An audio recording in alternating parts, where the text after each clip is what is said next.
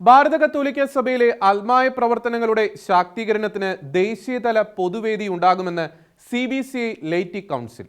ബംഗളൂരിൽ സംഘടിപ്പിക്കപ്പെട്ട ഭാരത കത്തോലിക്ക മെത്രാൻ സമിതിയുടെ 35ാമത് ജനറൽ ബോഡിക്കൊപ്പം നടന്ന ലൈറ്റി കൗൺസിൽ യോഗത്തിലായിരുന്നു തീരുമാനം. ഭാരതത്തിലെ ആനുകാലിക രാഷ്ട്രീയ സാമൂഹ്യ പശ്ചാത്തലത്തിൽ ക്രൈസ്തവ സമൂഹം കൂടുതൽ ഐക്യത്തോടും ഒരുമയോടും കൂടി പ്രവർത്തിക്കേണ്ടത് കാലഘട്ടത്തിന്റെ ആവശ്യമാണെന്നും കൗൺസിൽ ഓർമ്മപ്പെടുത്തി. സിനഡാത്മക സഭയിൽ അൽമായ പങ്കാളിത്തം വളരെ വലുതാണ്. സഭയുടെ മുഖ്യധാരയിൽ അൽമായ സമൂഹവും സംഘടനകളും ഒരുമിച്ച് പ്രവർത്തിക്കേണ്ടതും അനിവാര്യമാണ്. അതിനാൽ ഭാരത കത്തോലിക്ക സഭയിലെ അൽമായ പ്രവർത്തന പരിപാടികളും കൂടുതൽ ശക്തവുമാക്കുവാനുള്ള പൊതുവേദികളും പദ്ധതികളും ആരംഭിക്കുമെന്ന് CBCI laity council secretary chevalier advocate VC Sebastian സമ്മേളനത്തിൽ പറഞ്ഞു. ബാംഗ്ലൂർ സെന്റ് ജോൺസ് ഓഡിറ്റോറിയത്തിൽ ചേർന്ന 35ാമത് CBCI സമ്മേളനത്തിൽ ലൈറ്റി കൗൺസിൽ പ്രവർത്തന റിപ്പോർട്ടും പദ്ധതികളും അവതരിപ്പിച്ചു.